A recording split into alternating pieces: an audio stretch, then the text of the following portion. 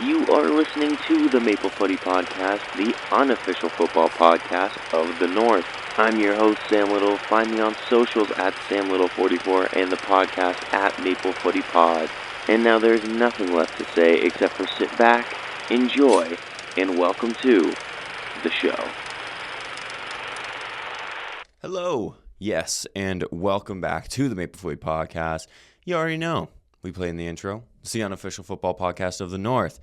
And before I even get started, I do hope that you had the chance to check out our Canada 2022 World Cup squad. Where are they now? I had a lot of fun making it. It's something that I'd like to do again, whether it's a career retrospective on a player or maybe a certain team or, anything really. I thought it was a lot of fun. It's one of my favorite things I've gotten to do while doing this podcast. So I do hope that you enjoyed it. If you haven't watched it, pause this one, go check it out, and then come back to this one and get like a double feature, I guess. But regardless, I do hope you enjoyed it. If you did, let me know if you'd like to see more stuff like that. Reach out to us on socials or commented on that video. But yeah, I do hope you enjoyed it if you watched it. And if you just got back from watching it because you just unpaused the video because you paused this video to go watch that video, I appreciate it. Thank you. But regardless, big Canadian news over this last week. Big Canadian transfers, big Canadian performances. A lot of the Canadian boys were out there making some noise, and we're going to get into all that. So firstly, final friendly before the World Cup has been announced. Canada will host the Republic of Ireland in Montreal as our final World Cup send-off game. And I have feelings about this one. I know when the other friendlies had kind of been announced before the World Cup, I was being positive and like, oh yeah, like they're pretty good. And don't get me, this isn't meant to be a slight on those teams. I just feel these aren't a challenge for us, and not in the sense of these will be a cakewalk for us. With a lot of these teams that we're playing, it feels like we're kind of on a level playing field with them. It doesn't feel like we're punching above our weight in these games. It feels like we're taking on someone of equal quality. And there's nothing wrong with taking on someone of equal quality. And I understand, financial reasoning and whatnot and all that stuff that fans don't tend to worry about. I do get that. So from a Canadian soccer perspective, I get it. These were the financially good ones that we could do, still bringing quality teams to perform against. I understand that. But just as a fan that's going, well, it'd be nice to test ourselves. We're not really testing ourselves in these. And maybe these teams come out against us and absolutely just put on their A game, like Iceland, Tunisia, Uzbekistan, and Republic of Ireland. They're all good teams, all different caliber of opponent, all different from each other. And it is good that we have a variety of that. I just feel like even looking at the Copa, when we did the Copa, the friendlies before that were Netherlands and France. Those were punching above our weight. Netherlands, yeah, they battered us, but we learned so much in those Netherlands games.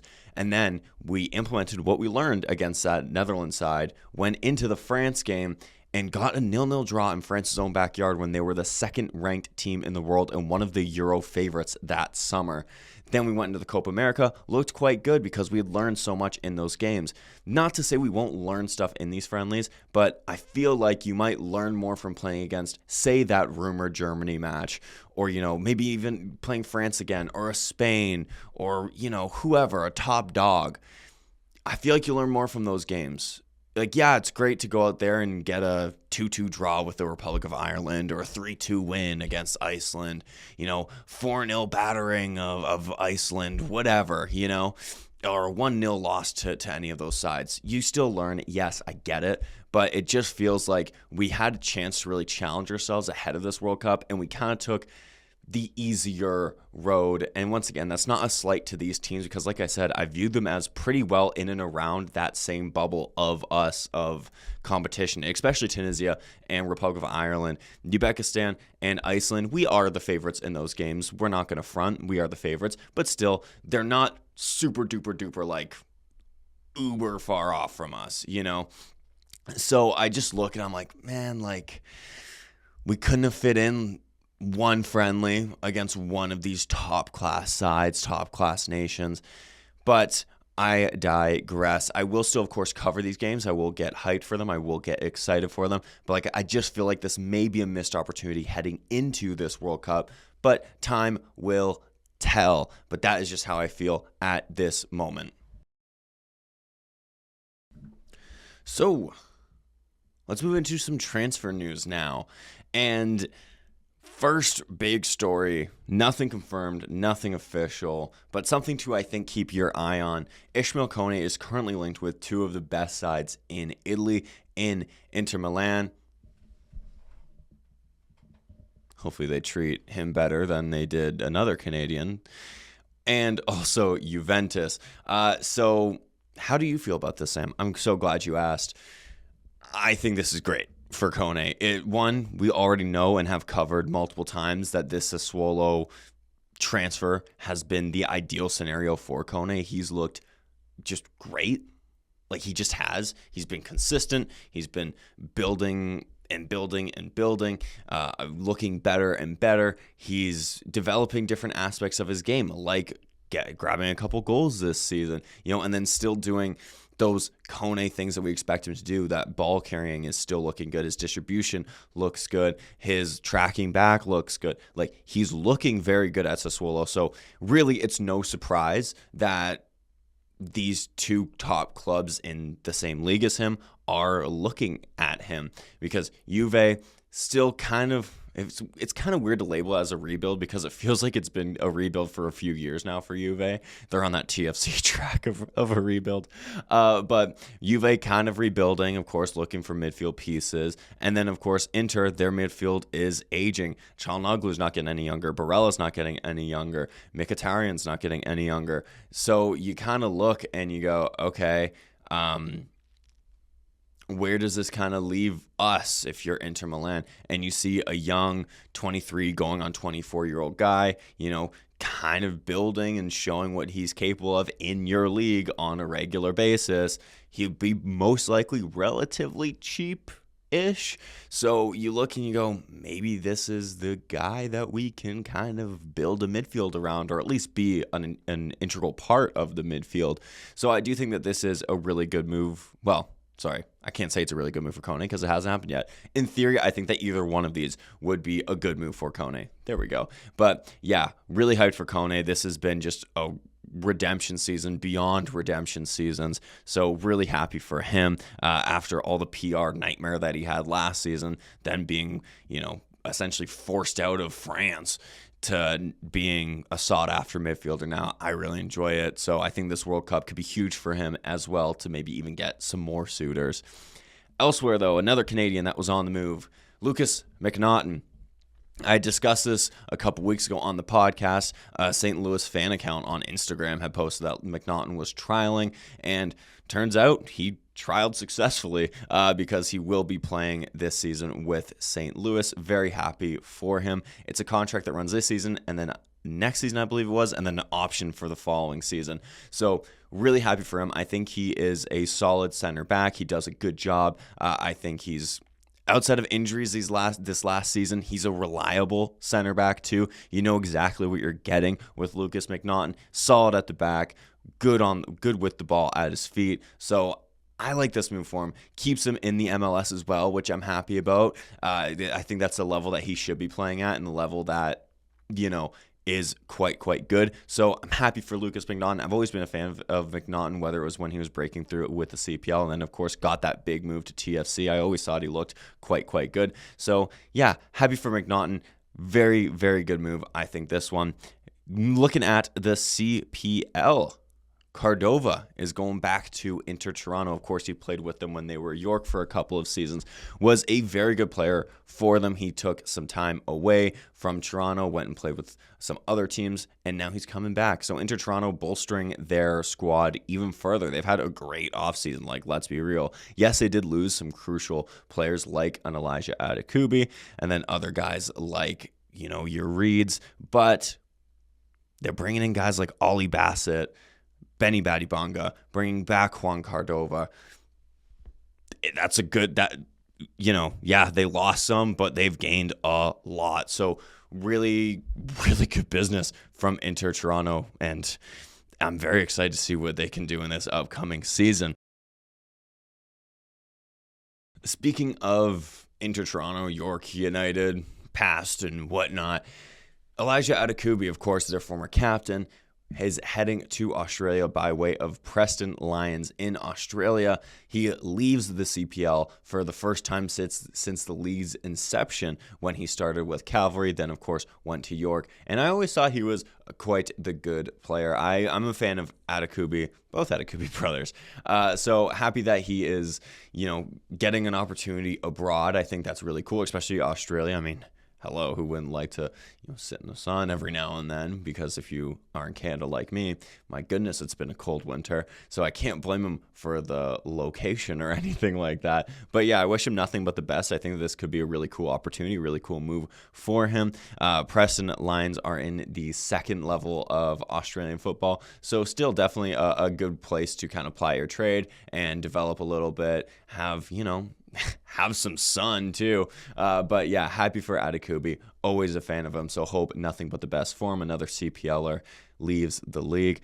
And another day one CPLer has left the league by way of Norway. Alexander Antoniotti Janssen is leaving Forge. Club and player confirmed it over the last week. And his new club, Raufoss in Norway, have confirmed his arrival. This is a huge loss, not just for the league, but for Forge. League-wise, he's been one of the best players in the league since day one. But for Forge now, looking at a more specific lens, oh my gosh, this is such a loss. Basically, every season he's played, he's been either their legit Iron Man, like playing every single minute, or almost Iron Man in a sense of starting pretty well every game or playing in every game. This is a massive loss because not only are you losing reliability and, availability, you're also losing just his ability. He's as I said, one of the best players that the CPL has had in its short history. Former Defender of the Year, he won all 4 titles with Forge, won a couple league titles as well, played in the Canadian Championship final for them those few years back. So I think this is just such a massive loss for Forge, and I really don't know how they can replace a guy like him, just because, as I said, not only his quality, but the fact that he was always available. Both of those traits are huge for them. And his leadership as well, vice captain of the team over the last couple seasons. So I know I keep on just saying that's a huge loss. It just is, though. He is a massive, massive loss for Forge FC. But for him, I hope nothing but the best for him in Norway. As someone that watched him with Forge over the last 7 years, 8, how long has it been? 7 years? What year are we in? 7 years. It's been just so much fun to watch him. He's been a great player for the club, and wish him nothing but the best. And finally, another transfer by way of international. I know we get transfers and internationals now. Marcelo Flores is officially Canadian. I feel many types of ways about this. I will start off by saying I do think he is a quality player. I just don't like the optics of this at all. And I think I'm in the minority, and that's okay. But after he basically binned us off to join Mexico a couple years ago, and then Mexico was like, actually, we don't need him. We're not really going to use him. We're not really going to play him. Canada then went back in like, a desperate ex trying to get back their ex-boyfriend, girlfriend, whatever. And then we're like, hey, come with us. Come back with us. You broke our heart. Come back. It's okay. So I don't know. I don't love it. And I know that makes me like huge minority, and I get that. I just don't love it. All the things that were kind of said by his family as well when he declared for Mexico, I don't love either.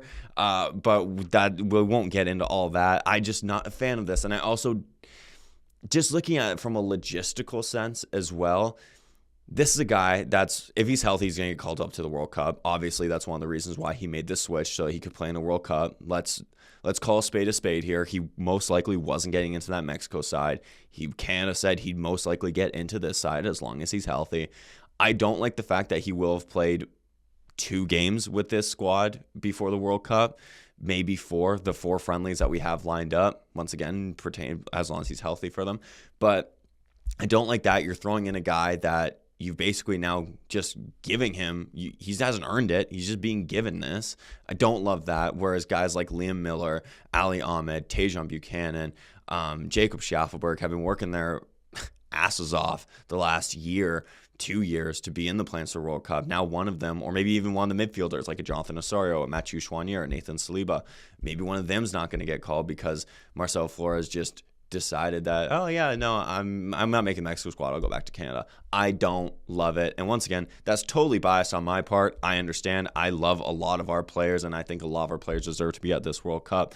He's just not deserving to be at this World Cup with what this crew has done. But I do understand that's why I'm not the coach. My personal feelings are getting in the way of maybe what you see as best for the team. That's why I'm not a coach. That's why I'm a guy with a camera and a microphone.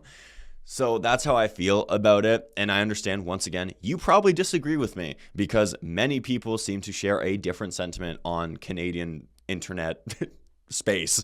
And that's totally okay. That's why we're all human. We all have different opinions. But that's just my opinion. That's how I feel about the situation. We will see kind of, I guess, what he can do for Canada. This doesn't mean I'm going to root for his downfall or nothing. I still hope that he can contribute to the squad in a sense, any sense that he can. So hopefully that he does come good for Canada. As I said, I do think he is a quality player. But yeah, those are just kind of my personal feelings about the topic. Moving into our performance-based segments, Tajon Buchanan last week was a last-minute call-in to the starting 11 against Espanyol and a 4-1 win for Villarreal. So kind of benefited Villarreal in a sense to bring in Tage at the last minute because not only did he look great, was bombing down the flanks, taking on his man, just looking like the Tajon that we know and love. And as I kind of said about Kone with Sassuolo, same kind of applies for Tajon here, having a redemption of all redemption arcs this season, looking like that player that we've known that he can be for quite some time, finding that consistency, finding good form, and just enjoying his football, which is great. And as you can tell, I'm a Tajon Buchanan fan. So really happy for Tajon Buchanan. And of course, also grabbed himself an assist in this game to the first of the 4 as well. So ball came in, Tage heads it down. Villarreal says, thank you very much. We'll take the 1-0. I was about to say victory, 1-0 lead, 4-1 win. So yeah, he looked very good over the weekend. Him and Tanny also both started against Getafe in a 2-1 loss, both of them going about the hour. So things are looking good for our Canadian boys at Villarreal, currently sitting in 3rd as well with a game in hand on Atletico Madrid, who are tied with them on points but below them on goal difference in 4th. So that game in hand could come kind of crucial maybe going into the latter stages of this season, especially as Villarreal want to get back to the Champions League, especially having been there this season and things didn't really go their way this season. So maybe a redemption for them next season in the Champions League. But yeah, really, really happy for Tajon Buchanan. He's looking just proper for them at the moment.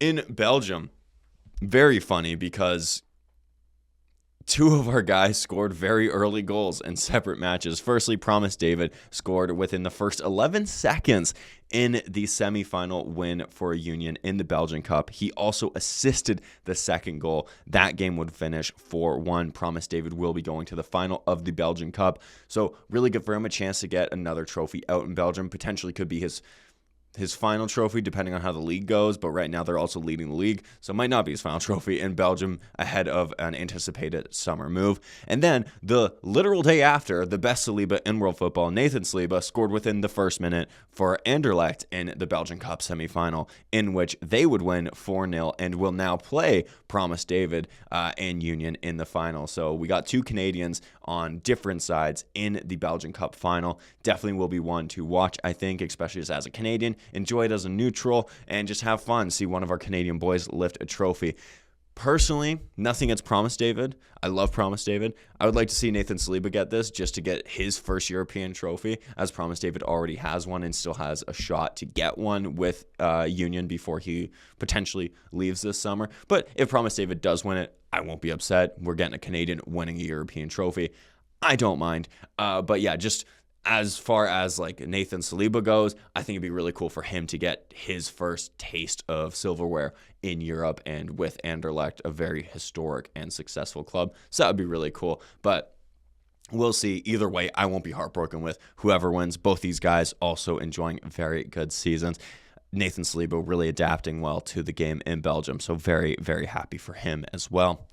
In England, Junior Hoylett grabbed an assist for Swindon in a 2-1 win over 2-0 win, over Newport in the fourth tier of England. Junior Hoylett, man, class is just permanent, and I understand he's playing a bit lower of a level than he's been used to over his career, but still just showing that he's still got the class, he's still got the hunger, he's still got the desire. I love Junior Hoylett. Sadly, I don't think he'll be at this World Cup, which is a shame. Time just wasn't on his side, if we're being real. Any other, year, he's most likely there, and in most years, he's probably starting to. But yeah, time just wasn't on his side for this World Cup. But hey, maybe there is a shock, and Junior Hoylett does get brought. But yeah, very much enjoying his stint in England, another stint in England. So yeah, very happy for Junior Hoylett. Liam Miller also took on Chelsea. Sadly, they lost 4-0. I guess sadly for me as the head of the Liam Miller Hive, but as a Chelsea fan, I'm not super sad about it. It was a conflicting day because I wanted Liam Miller to do well, but I still wanted Chelsea to win. I know, Sam, shouldn't you root for I was rooting for the Canadian, but I was also rooting for Chelsea. I wanted Liam Miller to have a good game, and he looked pretty decent against Chelsea as well. Playing against guys like a Reece James. I love Reece James, but playing against a guy like a Reece James, you're only going to improve, and I think that's really great. Playing against a Moises Caicedo, once again, you're only going to get better, only going to learn things about yourself and your game. He looked good. Hull never was supposed to win that game. They just weren't. It would have been a massive upset if they did. So I'm just happy that Liam Miller specifically, but the Hull players as well, got to have that experience, and now they get to learn and grow, and maybe they learn some things about the team that are now going to help them propel them to promotion next season. So hopefully, fingers crossed. But yeah, Liam Miller took on Chelsea, and still even though Pedro Neto got a hat trick, Liam Miller was still the best winger on the pitch. Alphonso Davies grabbed his first assist of the season against Bremen in a 3-0 win. And I'm very happy about this because Alphonso Davies' left wing talk at the World Cup has really died down over the last little bit. Ever since he got back to playing as a left back, post-injury, people have gone, oh yeah, wait, Alphonso Davies is really good as a left back. Maybe we should just play him at left back. He's the best left back in the world when healthy. Maybe we should just play him at left back. I don't really see debates on Canadian Twitter anymore about, should Alphonso Davies be a left back or a left wing at this World Cup? And I'm sure those debates will probably rear their head again come the World Cup. But as of right now, I'm taking this as a small win for Maple Footy because if you've been watching, if you've been listening, I think we need to implement Alphonso Davies as a left back at this upcoming World Cup. He's looking very good for Bayern in that left back position because he's a left back. Grabs his first assist. They're managing his minutes really well too. He came off the bench in this game. He started last 2 or 3 in all comps, and then of course dropped back down to the bench in this one. They brought him on and then ended up contributing as well. So really happy for Alphonso Davies. Injury rehab seems to be going quite good. Well, not rehab, I guess. Injury comeback seems to be going quite good. And yeah, really happy for Alphonso Davies. He's Alphonso Davies. He's doing really well. And yeah, just happy that we're seeing him at left back and doing well at left back. And finally, going back to England, I wanted to end the performance-based ones on Kyle Larin because he is enjoying quite the good few games for Southampton, and I really hope that he builds on this. He grabbed another goal against Leicester for Southampton in the FA Cup, a game that would go into extra time as well, that Southampton would win, knocking Leicester out of the FA Cup. But yeah, really happy for Kyle Larin as well. Take a shot every time I say I'm really happy for one of these guys, but don't do that. But yeah, super, super stoked for Kyle Larin because his World Cup feels in a sense like it might be in jeopardy. I hope that's not the case, but just because his form for the first half of the season wasn't great. But if he starts heating up at this time for Southampton, does really well, bags a lot of goals. He's going to be undeniable to bring him to the World Cup, not just with his performance, but also with his experience, his leadership, and being one of the veterans of the squad. You'd want him there, and now if he's doing well, there's no excuse not to bring him. So hopefully he can keep building on this, keep doing well. And I know a lot of people have hopped off the Kyle Larin train. I'm the conductor of the Kyle Larin train, baby. I'm not hopping off this thing until he hangs the boots up. Let's be real here. That's my Osmo Shawarma king right there. But yeah, really happy for Kyle Larin. This is what he needed, this move looking like a very good move early days. So hopefully he can build on that and continue that trajectory. And we see Kyle Larin repping the red for Canada at this World Cup. And now, since the MLS is returning this weekend, and naturally we have a lot of Canadians playing in the MLS, given that we have 3 teams repping Canada in the MLS, and then, of course, just because geographically Canada is close to the United States, a lot of Canadians play in the MLS. So I figured I'd let you know some Canadians to look out for by team, by conference, starting with Atlanta in the Eastern Conference. Goalkeeper Jaden Hibbert, who has been called up in the past for Canada under Jesse Marsch, could be potentially a big season for him ahead of the World Cup, especially, and I will be saying that a lot for a lot of these guys, so get used to hearing that. But yeah, it could be a very big season for him and Atlanta. Then, of course, center back Salvatore Mazzaferro. Younger center back for Atlanta could once again be a big season. I don't expect to see him at, say, a World Cup this time around, but could lay the groundwork for him to really grow into potentially a member of the Canadian men's national team. Then with Chicago, we have Joel Waterman, as long as he stays healthy. Knock on wood. I do expect him to be at the World Cup. We know exactly what Joel Waterman can give us. This move to Chicago, I think, has really helped him. He's been a lot more consistent since being at Chicago, and I think he's really raised his performance standards as well. He's looking a lot better, whether he's repping club level or at the international level. So another Canadian to watch there. In Cincinnati, we have Felix Sampson on loan from Montreal, another one of the young players. Don't expect to see him at a World Cup, this one at least, but could, kind of like some of the other young guys that I will mention, could be one of those guys that we see called up in the future.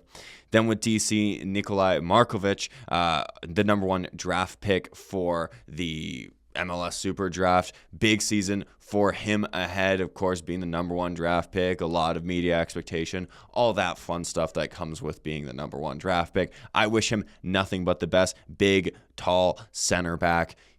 Big breakout season on the horizon, maybe. Hopefully, we'll keep our fingers crossed and speak that into existence. With Inter Miami, Dane St. Clair reigning MLS goalkeeper of the year.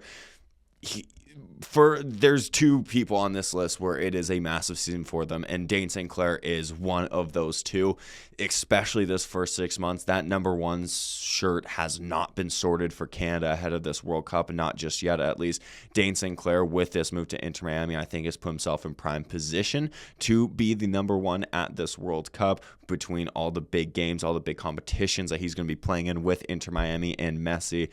You're going to see, I think, a lot of Dane St. Clair, and this could be the move that sways him to being our number 1 going into this World Cup. Montreal, we have a good few.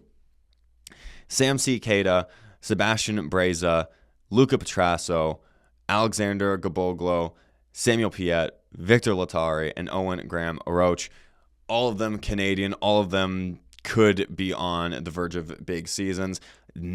At this moment in time, I don't see any of them at the World Cup for Canada. The most likely you would probably say would be Samuel Piette, and even he is an unlikely. He's the most likely of the unlikely. If you've watched the podcast, listened to the podcast, I'm a big fan of Samuel Piette. I think we've done him just so dirty, but that's a different discussion for a different day. We'll move on from that. But yeah, a lot of Canadians naturally playing for one of the Canadian sides. At Nashville, you have Jordan Knight, and CPL alum, who isn't Canadian at the international level, but developed his game here with Forge FC. Wilbins Pacias. I hope that maybe this will be the season where Nashville gives him a shot. He's been on loan to a couple USL clubs over the last couple seasons since joining Nashville. Has never really been given a shot with Nashville. So maybe this could be the season where it does happen for him in the MLS. So yeah, hoping for the best for them. Red Bulls have two Canadian fullbacks, Jaquil Marshall-Rutty and Raheem Edwards. One of them, into a new surrounding with Jaquil Marshall-Rutty, and Raheem Edwards has been a reliable fullback in the MLS for the last number of seasons. Orlando City, the second of the two guys where I think this could be the biggest season for any Canadian. Maxime Crepeau, another huge move in the offseason for one of our goalkeepers, especially a guy that's hunting down that number one shirt for the national team. And as you well know, he would be my pick. That's the Canadian Buffon, in my opinion. He is just elite for us when he puts on that maple leaf. He's so good. Absolutely love Maxime Crepeau. I think he should be our number one, and I understand the debate, why people think Crepeau, why people think St. Clair. I fall on the side of Crepeau. I just think he's different gravy. There's just things that you just can't describe.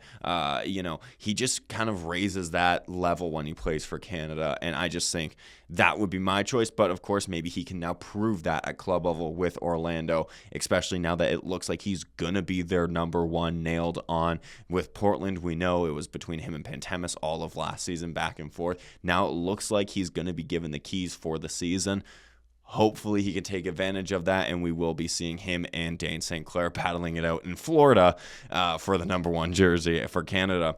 At TFC, of course, a lot of Canadians here as well. You have Di Rosario and Gavirin as the two goalkeepers, Adam Perlman, Kobe Franklin, Kosi Thompson, Richie Larea, Captain Jonathan Osorio, Malik Henry, Theo Corbeanu, Kerr, and Vincent. A lot of Canadians playing for TFC, and we love to see it. This is a big season, I think, in particular for Gavirin and Osorio. Osorio, of course, is starting to get a little bit up there in age. No longer that steady 100% Canadian call-up, so this could be a big season for him leading up to the World Cup, as you well know.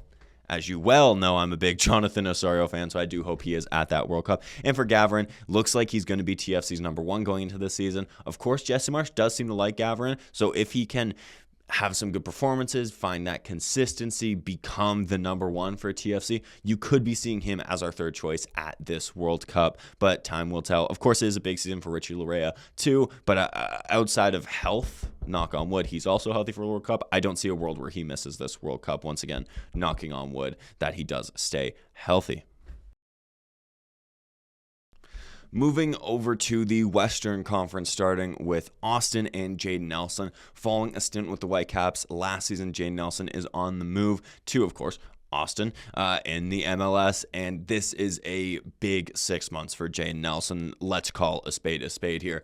I think he's on the periphery. He's on the bubble of that World Cup squad. A very good start to the season. I think he ends up coming to the World Cup. If he takes a bit to acclimatize, find his bearings, and become the Jayden Nelson that I think he can be, I think he may be missing the World Cup if it takes a while for him to really get going.